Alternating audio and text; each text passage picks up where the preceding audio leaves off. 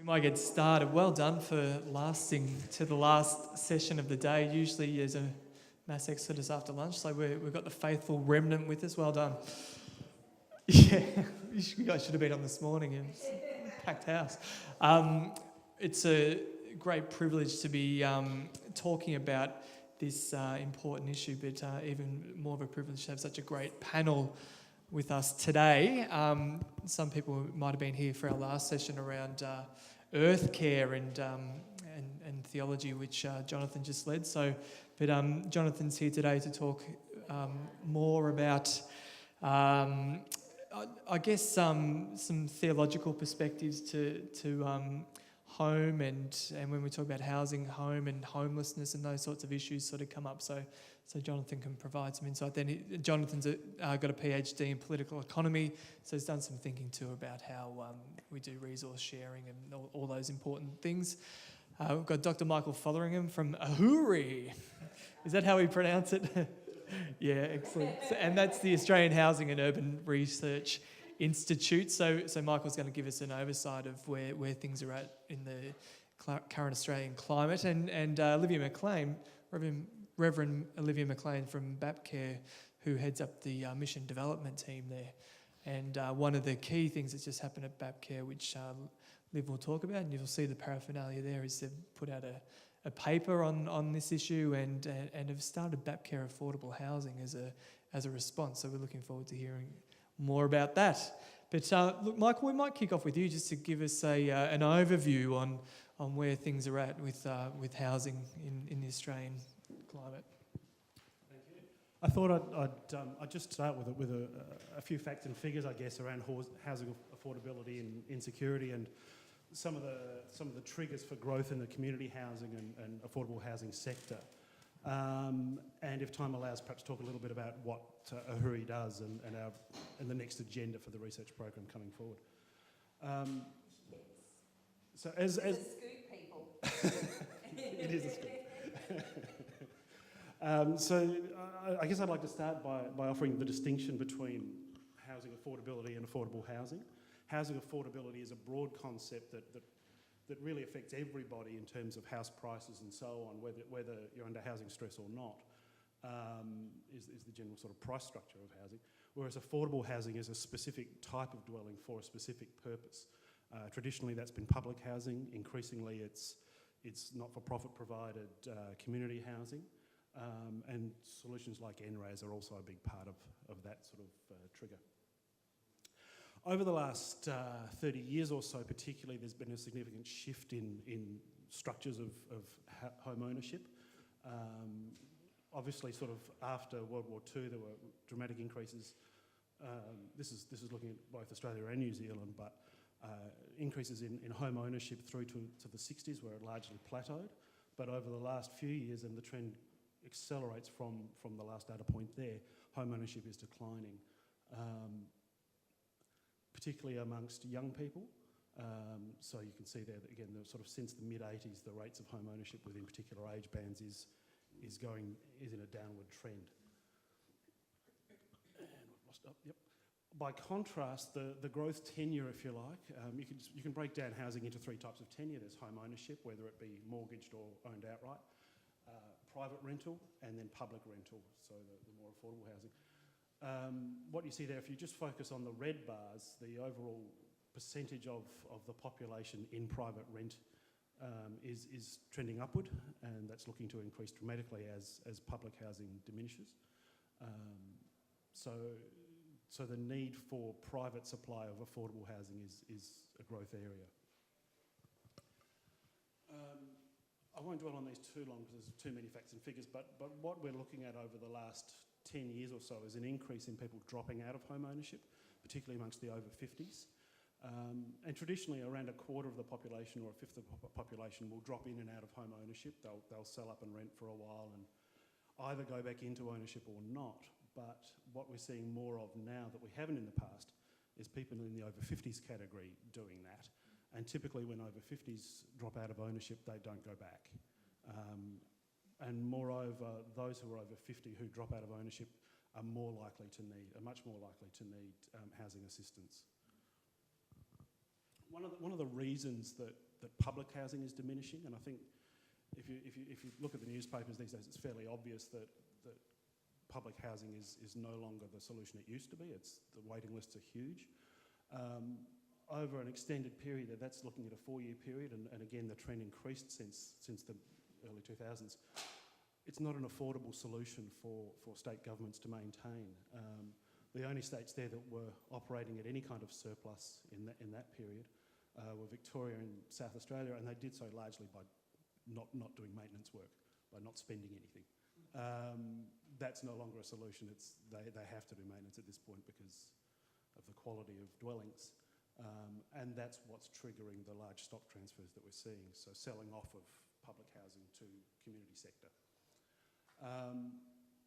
Looking at this figure there, the very tall bars represent the number of families in the bottom quarter of income, so those who tend to need housing assistance. And against that, if you look at the bars on the right in each city, those are the numbers of dwellings available for them.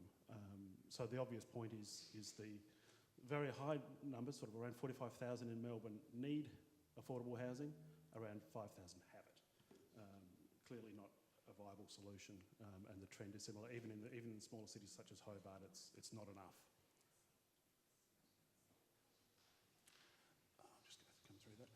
When we talk about homelessness, we tend to think about rough sleeping on the streets. But in fact, homelessness is much more than that. It includes overcrowding. So you often have 2 or 3 family units within a home, or 2 or 3 generations sharing, in not enough rooms to make it viable. That is considered technically to be homelessness. And homelessness also spans whether the quality of the housing is inadequate. So run-down houses that have poor heating and ventilation, have mould problems, etc., etc. There's a lack of security of tenure, so people who are renting month by month and are very vulnerable that way, increasingly with rents that are not affordable, and where they don't have control of the space around them. Homelessness is something that tends to be ongoing. There are generational effects of homelessness, so if young people experience a period of homelessness before they're 18, they're much more likely to experience homelessness as an adult. There are generational effects there. So we often hear about housing stress. I guess I'd like to define that for you. The housing stress is technically defined as, for the bottom 40% of income earners, if they're spending a 30% or more of their income on housing. Obviously, if your income is higher, spending 30% still leaves you with a larger amount remaining to manage your lifestyle, but for those on lower incomes, it becomes a real problem. So all of that is triggering the growth of a community housing sector, affordable housing sector. And the triggers for that include tenancy outcomes that have been challenging over the last 10 or 15 years, the increasing dependence on private rental, which remains a real challenge because private renters are typically mum and dad investors, and they're looking to maintain a financial flow. So it's not necessarily programmed for affordable housing. One of the other challenges for social housing is exit strategies. I mean, public housing traditionally has perhaps been something that people have stayed in permanently. And there aren't really models around how do you exit from an affordable housing program into private ownership or private rental. These next few factors is really where governments get interested. Regulation of the system, transferring, well, we've called it between a multi-provider system. That's really talking about transfer between government-supplied public housing and community-supplied affordable housing. And to do that, the main mechanism that governments are looking at is transfer of stock, transfer of housing stock. There's some interest in funding subsidies. Commonwealth Rent Assistance is probably one of the more successful examples of that. And what the government is looking to organisations like BapCare is for some leadership in developing programs. We'll skip over that. So the main thing that has triggered the growth, though, so I'll just step back for a second. There are 2 kinds of stock transfer that governments tend to focus on. One is title transfer, so that's where the ownership is transferred outright.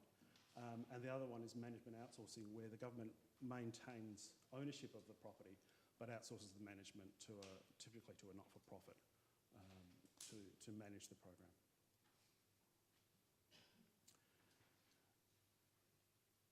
We're probably going to run out of time here, so I might just move a bit quickly through that. I've brought with me, the numbers you see there at the end of each of these paragraphs refer to particular studies that AHURI has conducted across our network, and I've provided a bunch of research and policy bulletins on the table at the back for those who are interested, and all of those materials are also available through our website. I'll just talk for a little about what we do and what AHURI's role is within housing and within the whole spectrum there. We're funded by each of the state and territory governments and the Commonwealth Government to manage a housing program. We have a number of university partners, 9 university partners across the country who participate in housing and urban research across New South Wales, Victoria, Tasmania, South Australia and Western Australia, and links internationally as well. The themes that we broadly address span economics and modelling, health and disability and ageing, increasingly focusing on ageing, home ownership and homelessness, housing affordability. We have a particular program around Indigenous housing, private rental, public community housing and social wellbeing. So for example, some of the work we've done over the last 10 years or so has been to focus on particular policy issues identified by the governments across the country. One of those was looking particularly at how to increase supply of affordable housing rental. Spend some money on it. Within current resources is probably the writer there. And so over a number of years we conducted studies that looked at the private rental system and the public rental system and what to do. And that has driven some of the development around Commonwealth Rent Assistance. For those who don't know, Commonwealth Rent Assistance is essentially a line of credit to private renters, provides them with income support to help with rental. In terms of sheer numbers of people being assisted for housing, it vastly outweighs public housing. It's small amounts of money to lots of people to help with rent, as opposed to public housing, which tends to be significant amount of money to small numbers of people. So that's the sort of the broadcast model for support. One of the other issues we've been focusing on over a number of years is shortage of low rent stock. And again, a series of projects over several years was eventuated in development of the model that became NRAS, the National Rental Affordability Scheme. And if you've been watching the Commission of Audit and the budget this year, you'll know that that's very much under a cloud now, whether that will continue. And that's a very significant funding trigger. So if that does fade away, we have a problem. And it's not under a cloud because it didn't work. What you guys have put forward is a very good system. No, it's straight budget cut. Yeah. So what AHURI does is called policy development research. Traditionally, research and the way policy is formed have been fairly separate tasks. We're very much about policy engagement with the entire research process. So our funding rounds are based on evidence-based policy inquiries where senior policymakers are engaged in the process from the get-go. They help define the topics and participate in the research right through. So each of our inquiries is structured around a broad program with an initial scoping paper developed by both policymakers and researchers, leading to a raft of projects addressing that over a couple of years, each of which then have individual outputs culminating in a final position, a policy paper that provides resources to governments to resolve housing problems. To do that, we invest in a leadership team, which includes a number of project team leaders from the research side. That in turn supports a policy-focused inquiry panel, so that's senior policymakers from across the country, as well as academics, industry, and other stakeholders, which provides policy development advice back into the process throughout the research cycle. So it's a different style of research than perhaps the traditional academic model. And so engagement with policy and with stakeholders, with industry is an integral part of it. We then have a strong dissemination program around national events, both the National Conference, which is held every 2 years, the next one's next year in Perth, and a strong events program, monthly events across the country, and policy workshops, and a number of published reports of different sizes and scales, all of which are available through our website. So on Monday, this coming Monday, we are about to launch the new research program, the 2015 research program. So this is the scoop. This is a scoop. This is the first public mention of it. And please don't tell anyone before Monday. So the new agenda is looking at housing needs and direct housing assistance to 2025, contemporary housing supply strategies for state housing authorities, moving beyond just stock transfer, looking at the affordable housing industry and how an industry will form around the large-scale stock transfers. So I should say that stock transfer is happening in 4 states at this stage. Queensland, Victoria, Tasmania and South Australia have transferred very significant amounts of stock, around 30,000 units at this point across those jurisdictions. New South Wales, Western Australia and the Territory are not engaging in that. But the flow-on effects of that to the affordable housing industry are significant, and at the moment there isn't really an industry per se, and there needs to be. Housing policies and the role of housing policies in labour force participation and economic growth. You might have noticed in the Commission of Audit recently released, there was a notion that single under 30-year-olds who are unemployed would have to, after 12 months, move to a location of greater employment opportunity. Not the most practical approach. Private landlords tend not to be attracted by long-term unemployed youth as new tenants. So I'm not sure how that's meant to work, but the notion that where people live and where they need to work being too removed is a challenge, and we need a smarter solution. The support of private rental assistance, or the notion of private rental assistance, which is largely what people like you are talking about today, and the impact on homelessness of the funding mix. So homelessness funding sort of comes in 3 forms: direct homelessness programs, targeting homelessness within particular populations; indirect support of homelessness through, for example, mental health programs, domestic violence programs and so on; and philanthropic funds. And the nature of those 3 funding streams result in different types of response, whether it be crisis intervention or prevention, etc. But there's no real understanding of how that plays, and does that actually make a sensible structure. And so that's work that needs to be done. If you're interested in finding out more about Ahuri and what we do, we're on Twitter and Facebook, or more traditionally we have a number of electronic newsletters through our website. I'll be around after the session as well. I love it that that's traditional. The old way. So Thanks so much, Mike. We'll hold questions and we'll get the conversation going just after we've heard from everyone. But I'll just invite Liv to present next. And as I said, it's very exciting that BapCare are engaging in this. But in some ways, BapCare have been doing this forever. You know, it was set up around providing housing for aged people and to provide care. And so this is just another to what BapCare have built on, and Baptists over the years have done a fantastic job thinking about making housing affordable. This church has been involved in the Jubilee housing program that was set up, and there for quite some time a lot of churches sold off their tennis courts and different things, and have always been resourceful around providing accommodation for people. So this is really great that BapCare are involved in this next step. So Liv, I'll just bring up your PowerPoint and we're away. I'll just start talking while you do that. Forgive me, people here, if I'm doing this most of the time. I do apologise. So BapCare, we are your agency. We belong to you.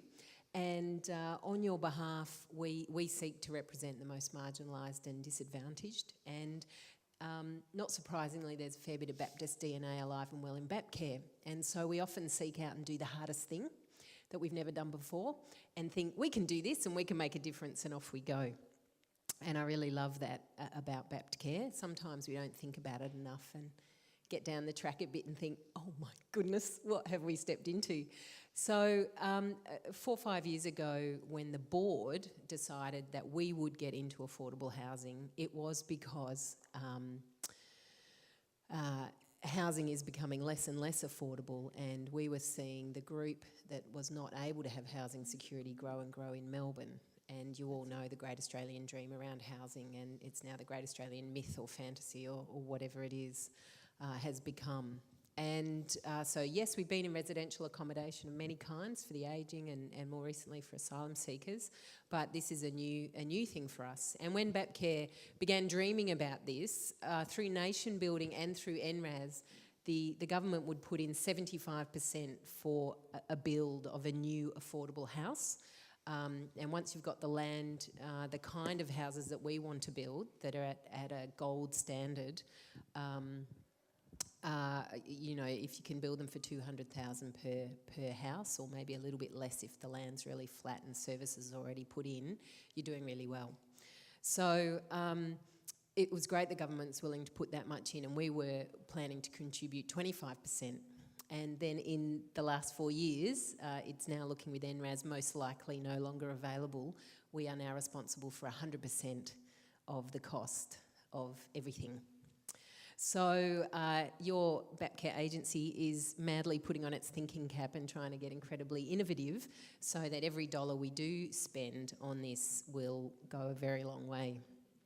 And we currently have got some projects started and we've got more to come, but before we invest too much further, certainly in large-scale building, we need to get pretty smart and innovative and probably form some partnerships and do some things like that. Just, you know, because the climate has just changed so radically, so quickly.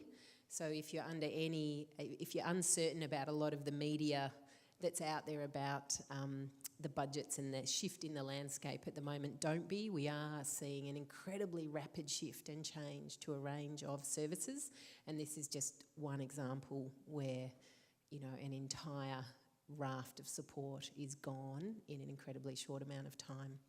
So it makes these things even more important. I think I've got a manual flicker over there.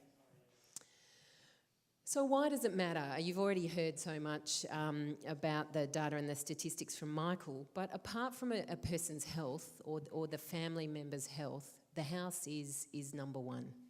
If you are not in stable accommodation, you spend all your day just solving that. Where will I sleep tonight? How will I be safe tonight? How will my children be safe tonight? And nothing else can happen. If you don't have an address, then you can't do all the things that most of us in this room would take for granted. You can't open a bank account. You can't, you know, get credit. You just think about every time you write your address down on a form and what happens if you put that form in without an address on it. So this is one of the foundational building blocks of civil society and of any attempt to increase capacity for people who find themselves on the margins. So it's a basis of security, privacy, community recognition of you as an individual, where you live. It's foundational to reaching your potential. I have the next one. And so, of course, it's incredibly difficult for single people, for ageing people, but what we want to highlight here is just for children who grow up in an environment of that lack of security and stability. We're hardwiring into their systems as they grow a whole lot of disadvantage. So the Victorian Commission for Children and Young People, Bernie Geary, argues that it's just vital for children to have a secure place and to be in a welcoming community and not on the margins. So there's a whole lot of things that we want to provide, and one of the things that Baptcare is committed to is not just affordable housings as bricks and mortar and here's a key, see you later, but is a welcoming community around that. So we're committed to a thing called placemaking. And sometimes when people build new suburbs, whether they're affordable housing or a new suburb of any kind of housing, usually the developer for 5 years will add a whole lot of services called placemaking. But there's a sunset clause on that, 9.99 times out of 10. And it's always written into the agreement, we'll hand it over to the council and they'll keep doing it. But of course they hand it over to the council and it all stops. So our commitment is to ongoing placemaking where there is a way to get involved in caring for your community, in caring for the buildings and the gardens, the land and the people. There's activities and things to be part of, and there's ways of ensuring that these things come about. So if you just have a look at what makes for strong, welcoming communities. And I know some of you here because you're wondering, is this something for our church? So a lot of those things a church can provide or add to. Next one, thanks. So what we're seeing, and we will increasingly see over the next 10 years, are these two faces of Australia. Those of us who will one day be able to own a home, you know, our Commonwealth Bank can day will arrive. And for those that it just is an impossibility, and they look forward to, at the most, to periods of having stable housing and periods where they don't. So the Australian Council of Social Services, ACOS, estimates that there are 2 million Australians living in poverty, including more than 500,000 children. And so, of course, these are the people that are in and out of any form of housing. With the budget, federal budget being handed down this year, we're seeing with cuts to New Start, with 6-month delays in all of those kind of things for youth, disabled people living in private rental accommodation, lone parent families are facing a larger percentage of cuts than others to some of their benefits, and for single adults over 65 years. We're just going to see all those groups. We're going to see the percentages of poverty and homelessness increase in all of those groups. And these, of course, are the people that you ask us to serve. And in your name, we serve and seek to build their capacity and their potential. Thanks. So what it means for the people who are in that bottom 40% of income earners, and then of course when you look at the bottom 9% and the bottom 15%, what you're talking about all the time is people who have less and less, and so housing takes up more and more of the income that they have. So if the general rule at the moment is that for those of us who do pay a mortgage, it takes about 30% of the income that comes into our home. For these people, it's half. And then the half that they've got left is a lot less than the half that I would have left, of course. And for some of them, it's even more.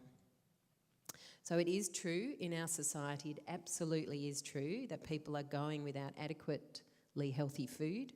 Medicine, dental visits, definitely those kind of things are seen as optional extras.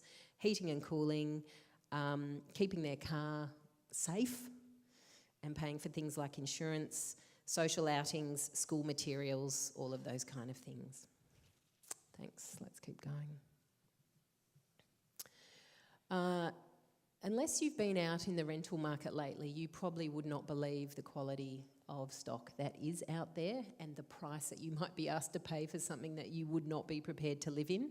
So just imagine people who are looking for a price lower than possibly what you might be looking at, and you're seeing all of these things. So not surprisingly, VCOS, earlier this year or last year, 2013 I think, started the Decent Not Dodgy Landlord campaign, and something we can all do is encourage those around us in our churches or those we know who are fortunate enough to own an investment property to make sure that we are all a decent and not dodgy landlord.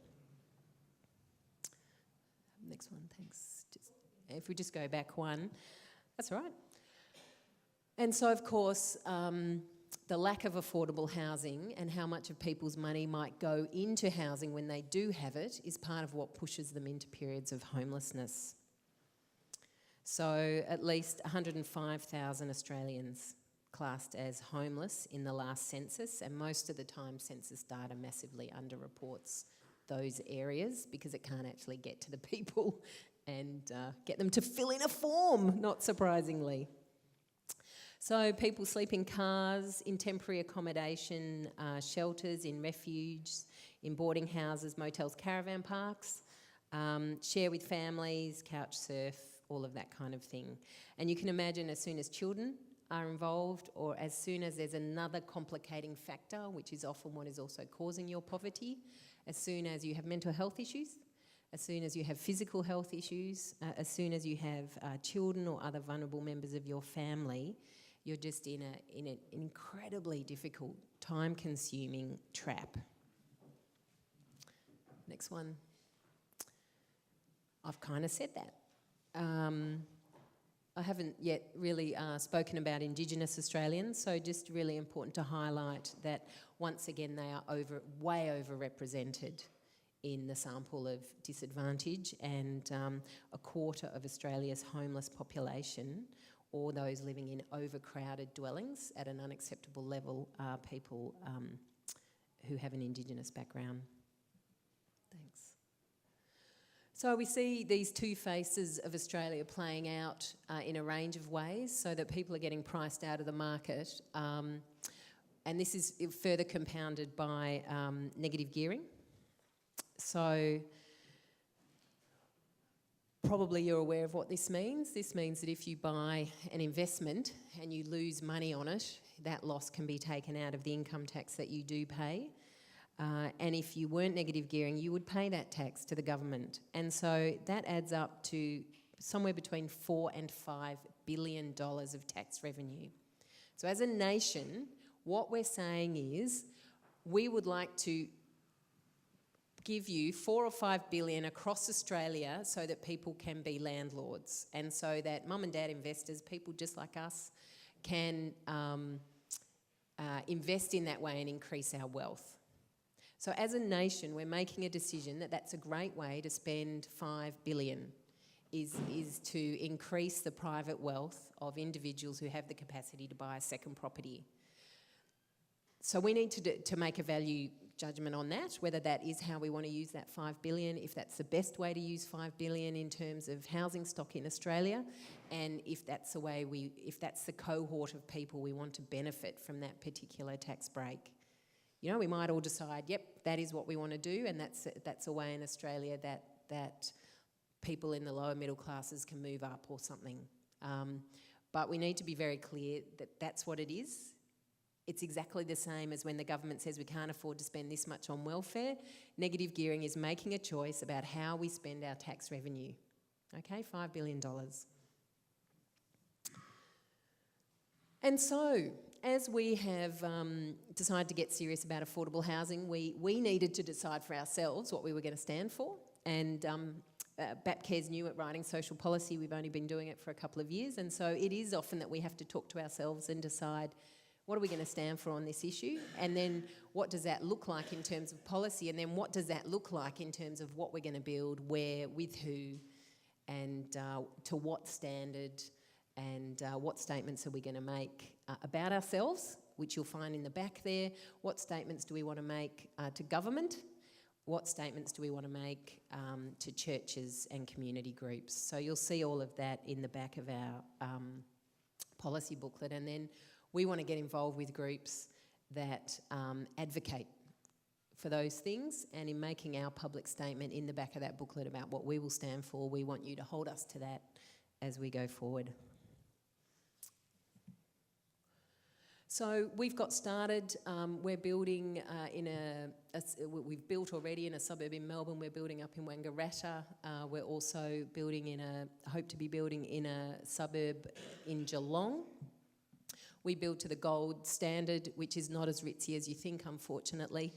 The bronze standard is totally unacceptable for anyone who has any level of disability or incapacity. The house just wouldn't work. And we are building at a good environmental level, which is a commitment BAPCare has. And all our affordable houses, as we build them, can be totally repurposed for high-level disabled person through to a family. So the way in which we build the basic infrastructure of the house means that doors can be widened and walls moved around and the whole thing reconfigured at fairly low cost going forward. So that's what we're doing, and we're having a rethink about how we can make the millions of dollars that we are investing in this multiply many times over. And we want you to join us, and also we want to take this opportunity as policy in Australia changes to call us to action. So already said some things like we need to call one another to the decent, not dodgy standard for any of us who are renting. We really want to encourage people, if they are landlords, to consider using them for people who are in the affordable housing category. So that is the people who are in the bottom 40%, not necessarily the homeless, which can feel like a huge challenge for an individual. And so you might put aside, a percentage of profit to do that, 1% or a small percentage of profit because you drop the rent. And, there's lots of stories of people doing that. Cheryl and I were talking to a BapCare employee who said, we've got some investment properties and we rent them out to certain people, and our real estate agent is always telling us, put up the rent, don't let them pay late, don't let them do this, don't let them do that. And we know that there are lots of fantastic people out there, so we want to celebrate them, and we want to call all of us to consider using property, if we have it, in this way. I want to encourage you, as churches, real estate and relationships. A lot of churches are good at both, and that's some of the foundation of what we're talking about making a community for people in affordable housing.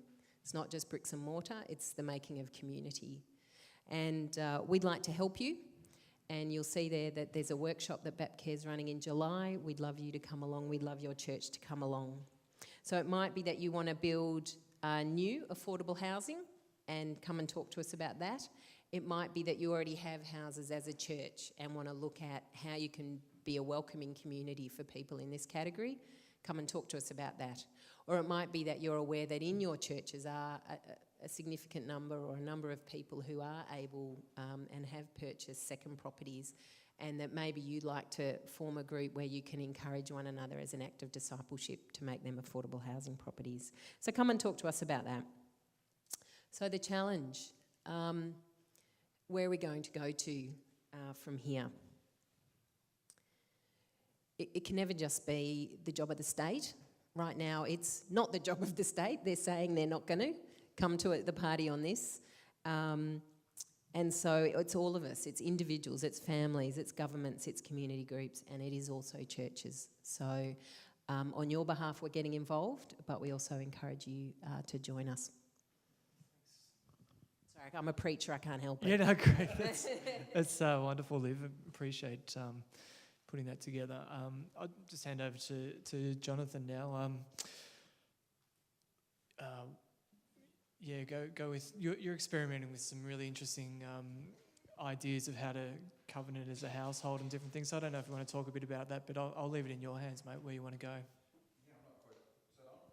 Yep. No, it's fine. No, it needs to be for the recording, doesn't it?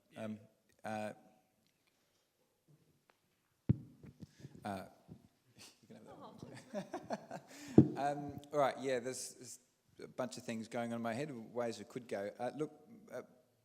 Perhaps coming from a biblical perspective as Christians, I think one thing I'd be concerned to focus on is just how we view housing and real estate, really, because actually this is one really big element of our culture at the moment that's driving how we think about a lot of things, what we aspire to in life.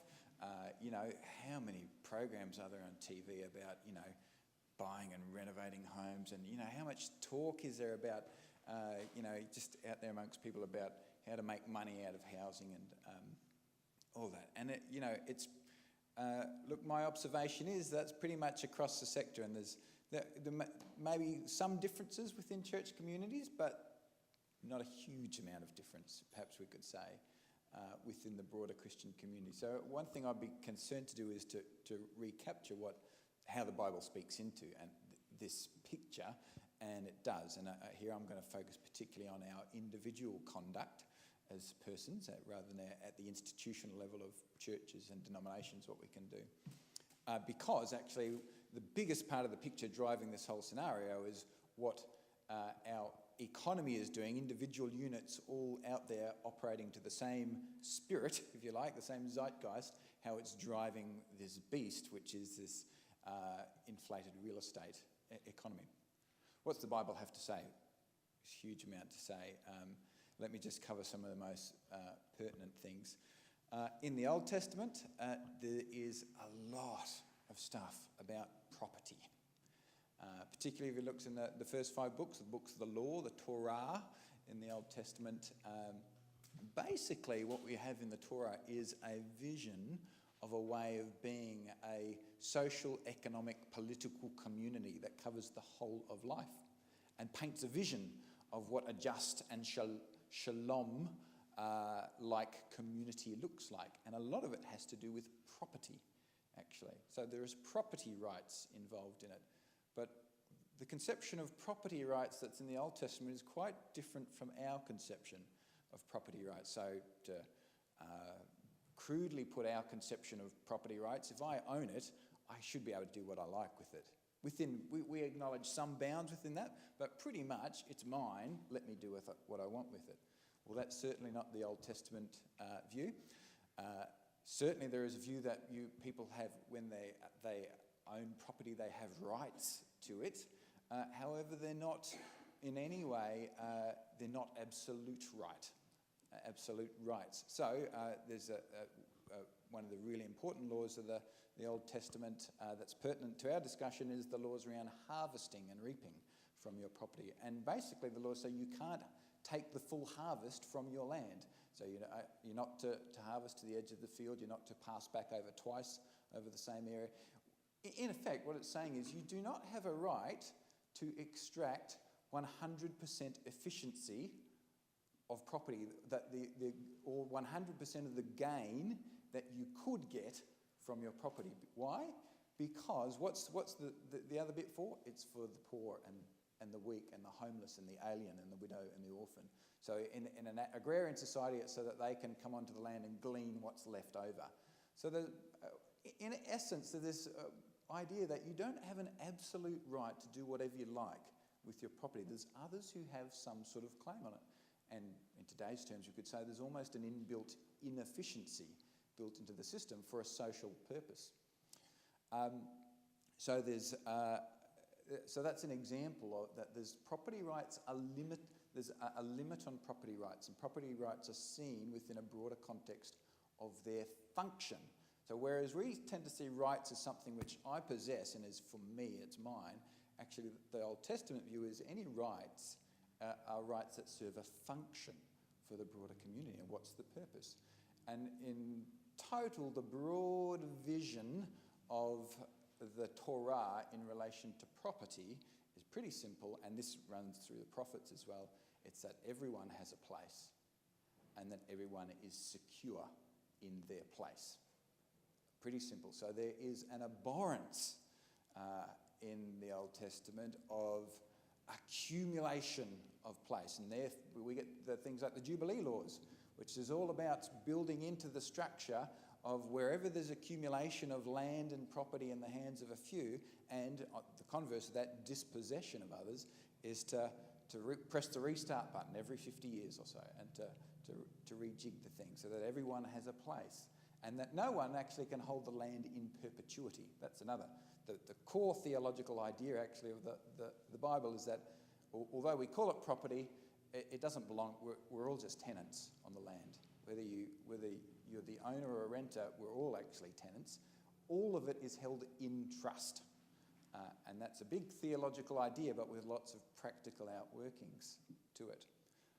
So there's an abhorrence of accumulation, and there's actually, so in the original vision, there's structured in processes to equalise from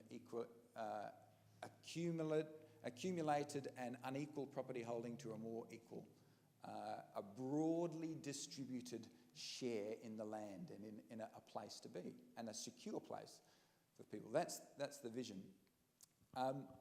There's another implication of those rights to property, which was particularly worked out by the later Christian church and through the medieval church. And that developed into what, this is all stuff we've forgotten about our own church history, but for basically 1,500 years, the church had a very strong view of what it called the idea of the just price. That there is such a thing as a just price in commerce.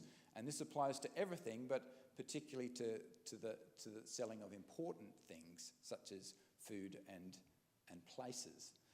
And the idea is that a just price is not necessarily the price that you can extract based upon what people are willing to pay because of their circumstances they're in, but a just price reflects, one, what you need as the seller to be fair to you, and two, something that serves a function for this. If this is a critical good that's needed in society, something that will allow it to be available to people who need it. So there's and it's not a simple view, they have quite a nuanced view, but there's this idea that you can't just extract, or as Christians, I should say, we shouldn't just extract the maximum price that we can get. There is such a thing. So there's a limit to the rights that we have. There's so many places. If we move to the New Testament in terms of property rights, well, we get to a whole new ball game once we talk about Jesus and money and property. And really, to cut a very complicated subject and challenging subject to get to its nutshell, Jesus does nothing to basically nothing that dispels the Old Testament view, so that's basically supported. However, what he does do is to profoundly challenge our whole view of property and wealth right at its core and say, what are you pursuing it for anyway? So our whole view of accumulation, property, wealth is to really challenge where our heart is, where your treasure is, there your heart is in relation to that. So Jesus really wants to challenge at the deepest level what our spiritual relationship is to things, to properties and to homes and these sorts of things. There's a real challenge to us in our own conduct to think about when we're involved in housing, why are we doing what we're doing? Okay, is I guess the challenge of Jesus. The last thing I want to talk about in terms of a biblical ethic is, I think, one that really is important to our context in terms of housing and real estate, and that's what's called the prohibition on usury. People know the term usury. It's basically the prohibition on charging interest that you find in the Old Testament law. People are aware of this. It's the thing that made the Jewish people distinctive, that they were forbidden from charging interest within their community for loans. Okay, so and you find this in Exodus, Leviticus, and Deuteronomy again and again, and in very strong language. In Deuteronomy, it's framed so strongly that charging of interest is put in the same category of laws around dealing with feces, with prostitution and incest, and these sorts of things. That's the sort of category of things it falls into. So a real abhorrence of it. Now, bringing that into our that's quite challenging because our whole economy is based on interest. Okay, now it's not that simple. We can't just apply an Old Testament law that applied to agrarian people and say, we need to live by that today. Actually, the point is not really about some superstitious abhorrence of percentages and interest. Actually, the point of those laws around interest taking is much more simple, really, and it's this. The point is that it is wrong to make a profit out of somebody else's need. Does that make sense? So really what's being got in that is not this idea that there's no place for loans and interest rates, and in that world there's no recognition of things like inflation and so on. But the idea is that that you make a profit from something someone else needs, that is what is abhorrent. And actually, the Christian church held on to this idea, again, for 1,500 years. So we still find in England in the 1600s, still people being brought to court for usury, we've forgotten this entirely.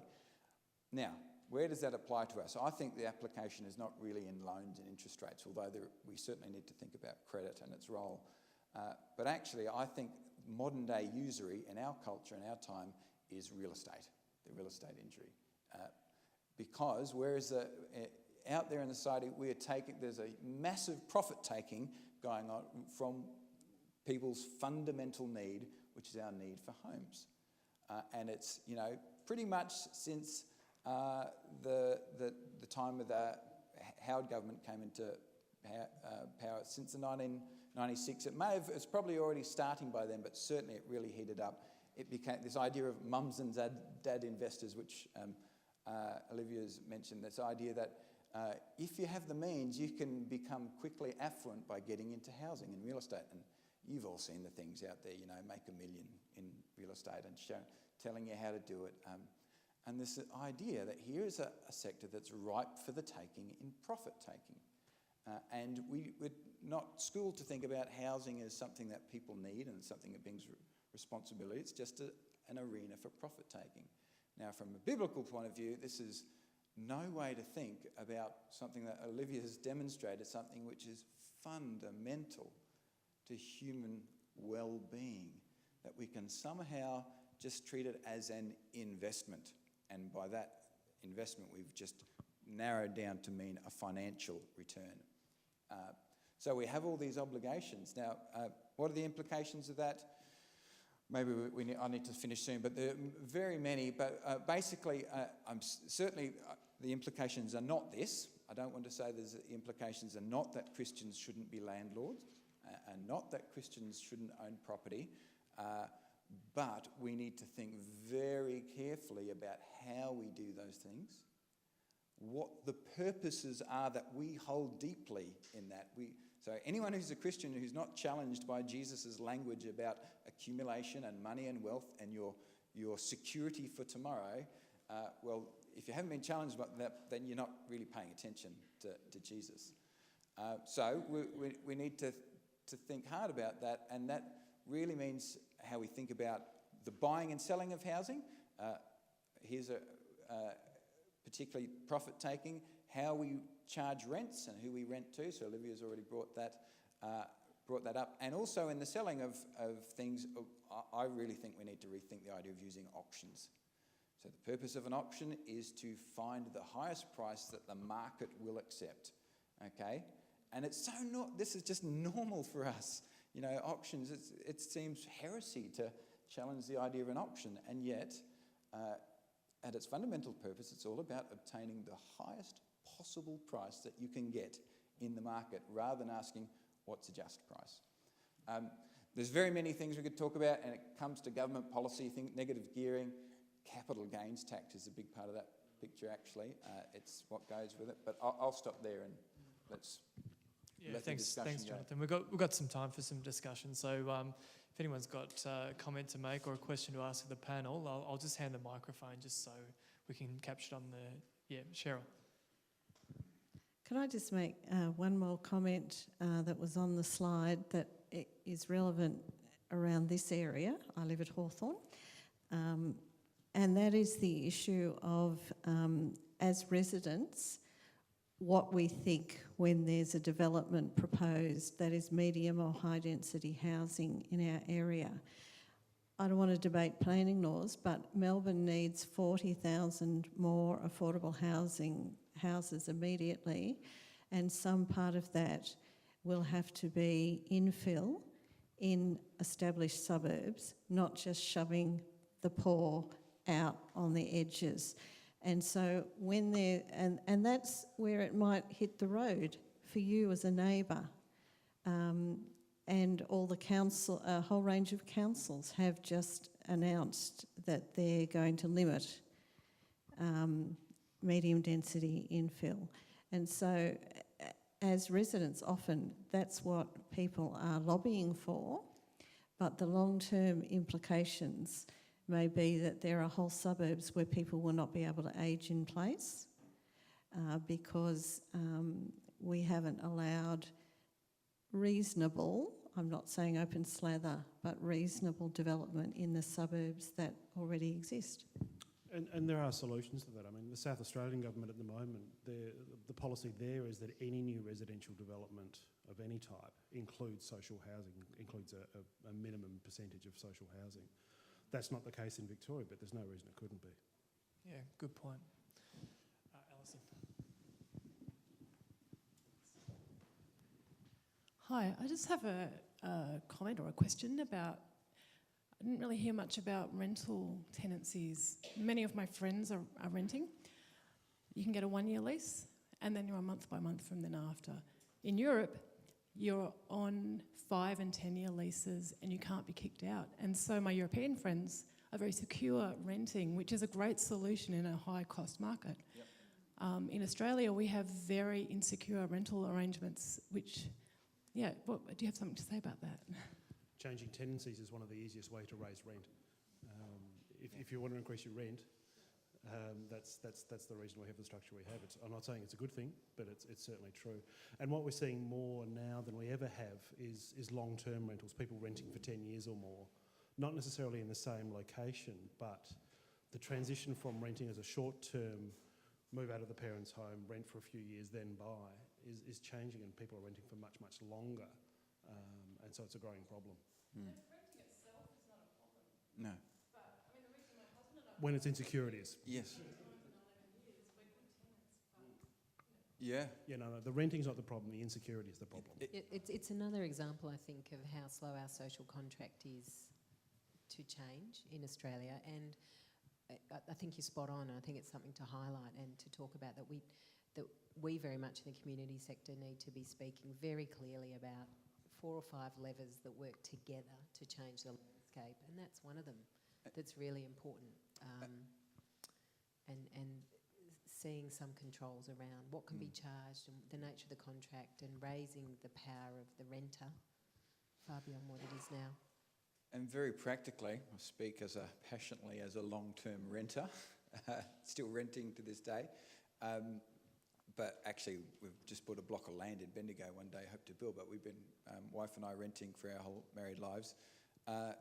Practically, we need to rethink, if you're a landlord, the role of real estate agents in managing rent. So right at the heart of this question, both in the sale of property and also in the renting of property, is the role of the real estate agent. And ethics. Look, I mean, it would be No real estate agents here, are there? too easy for me to get on my high horse, but really what the whole industry is built around is profit-taking in both these areas. And actually the real estate agents, if you didn't know it already, folks, they're playing their own game in this, in rental as well as in the selling. So that you may think as the landlord they're serving you, or as the seller that they're serving, they're not. That's part of what they have to do, but they're playing their own game. Now, if you're a landlord, I would strongly recommend, I know a number of people doing this now, of dispensing with real estate agents altogether. And even some people doing that in the sale of property, actually dispensing with real estate agents and finding other ways, because... Could you go to a conveyancer and just sort out a rental agreement? Oh yeah, or something like that? That's all quite easy to do, actually. But really re-engaging if you're a landlord, what your responsibilities are as the provider of someone's home, and you've actually bound yourself into, by biblical standards, a relationship, whether you like it or not. And what the whole real estate industry is about is actually people wanting to ignore that fact. So they put it onto real estate and say, I don't want to deal with it. You know, I want the money out of it, but I don't want to deal with the fact that there's human beings there, and that's complicated and that's messy. And there are really, literally messy things to do with renters. However, if you're going to be getting money out of that, that's the contract you have bought into, morally speaking, actually. So That's good. Practical thing. And Really can I just add at this point that Homeground this year have formed a real estate agency around affordable housing and around ethical, being that broker for you ethically, and we hope going forward that that's something that we can offer as well, and just to help churches work out what this relationship is that they might be entering as they offer affordable housing. I think there's one not-for-profit real estate agent just started in Melbourne, isn't it? Home Ground have already been are an affordable housing provider, and they're now becoming a real estate agent. So if you've got housing and you want to turn it into affordable housing tomorrow, give them a call on Monday. My question is about our churchmans, which is the only source of our financial support for our ministry, but our vans is being rented by tenants, and we are the landlord. The question is, how can we protect our only property of the church so that we can maintain our source of revenue for the church if the tenants are not looking after demands? How can we protect our only property? I think one thing I'd say is the more you can take it, the more you can turn it into relationships, and the less it's a transaction where everyone is anonymous, the more you can actually pave your own way. So you might actually say, we're looking to offer a 10-year lease to a group of people or a family or whoever it is, and these are your rights and these are your responsibilities and obligations, and that you actually create quite a unique contract between the two of you that might actually involve them doing a lot more care for the property than if they rented somewhere else, but they'd be on a month-by-month contract after the first year. So I've been involved personally with some assets doing this, and what we ended up doing was actually putting aside more money than we wanted to keep looking after the property, because often the people weren't capable of that. But I think it'd be really interesting to explore some of that and to talk with people. And at our sanctuary facility with asylum seekers, we've just reworked the rights and responsibilities upon entry for people, and we've actually asked for a lot more back, and we're actually finding that it's adding to the whole dynamic of the community there. So as long as it's not oppressive, and as long as it's an invitation to the table, I think there's a lot we can do there. And another problem with our mans is that this occupant, mostly they are refugees. At the moment, our tenant is Sudanese, and a lot of members of the family, wider family, are staying in our mans. We have contracted only for one family, but later on we found out that there are so many people coming into that. I would encourage you to phone the Asylum Seeker Resource Centre and to get someone there to help you and to talk with them and to talk with about the implications of what that means for safety and what the agreement is, and to work out something that's equitable to everyone, and to say it has to be fair for us. We can be generous, but it has to be still have a basic level of fairness about it, and there are certain rights and responsibilities and you have to abide by them. So the Asylum Seeker Resource Centre could probably be a useful resource there to help you with that. And if not, call me and I might be able to link you up with someone at our sanctuary who could come and talk with you and help you work out the cultural differences and help you just broker a deal that everyone understands and everyone can live with. Yeah, thanks. That's great, and that sort of touches on what Michael was talking about the overcrowding and stuff. So they're real issues, Eddie. So it's great that we've got some resources there. Sarah. I'm not sure if I maybe missed something, but my understanding is that there are some projects going through. I assume Norlane is going to be one of them. Is that right, in Geelong? And my questioning is, how does it work in the sense of, obviously, there'll be some property that maybe Bapcare is being given and they're putting houses on there. What is the plan going forward in the sense of these kind of issues with who's living there? Who do you envisage is actually managing the situation of those renters? It's not Dorothy Dixer either. Where do you live, Sarah? I'm teasing. Norlane is a suburb, and we have purchased land there. Unfortunately, nobody gives us anything anymore. So we have very generous people involved with us, but certainly the government government doesn't give us anything. So we've bought an old high school. And given that it's likely the bottom's dropped out of NRAS, we have a master plan that has been developed, but we are back at the drawing board with that one because we've got a bit of a $9 million hole currently that we've got to fill. So for us,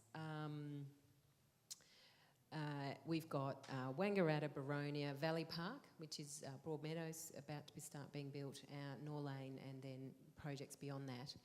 And each of them are different. So we have someone on the affordable housing team who really is the ultimate landlord or placemaker manager for everything. And ex-Baptist minister, very ethical, incredibly experienced in affordable housing, and he's our touchstone, he's our conscience. And we are safe in his hands, let me tell you.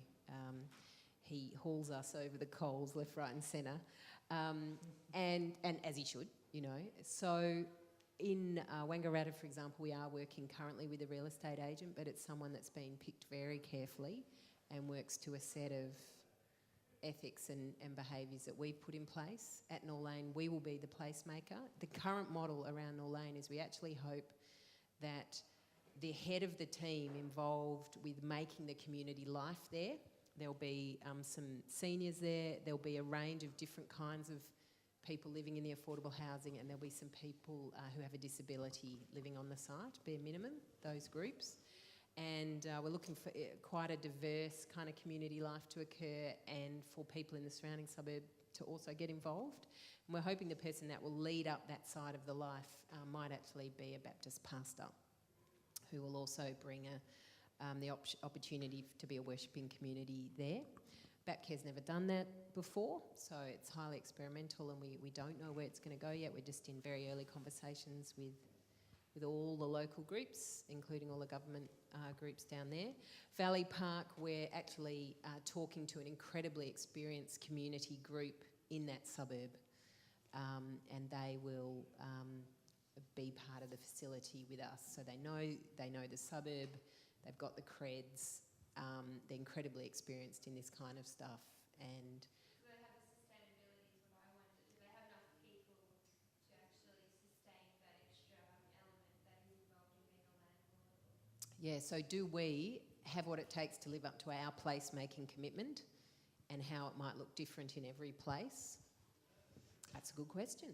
We're setting out with the intention, and we're putting it into our modelling, and we're making sure that the dollars can add up to employ people to do it. You know, we're not being naive about it. I think Tish, you might be talking about the tenancy management role as well. Yeah, well, what the placemaking person does and how we divide up things like tenancy management and on the ground community development will also be determined differently. So we're changing that with our asylum seeker model. So we're actually looking at going forward with the ASRC, where one lot of people are the case managers and one lot of people are the tenancy managers, because it can keep rights, responsibilities and things a little bit clearer. So, you know, we're keen to do well. I'm sorry, we do really have to draw it to a close. We're running over time, but it feels like just the tip of the iceberg, and it is in many ways. And so I think, you know, this is going to be something worthwhile promoting at church to go to on the 3rd of July, and that's going to focus a lot more on just what we're doing with stewardship of property, and hopefully an ongoing network will develop out of that. But look, really fascinating conversation. Thank you so much for your time today, guys. Let's put our hands together for these guys. A small gift from us, some cards that you can use as gift cards from our Reconciliation Action Plan. I think this is it for today. Well done, sticking in there, and travel safely. Thanks.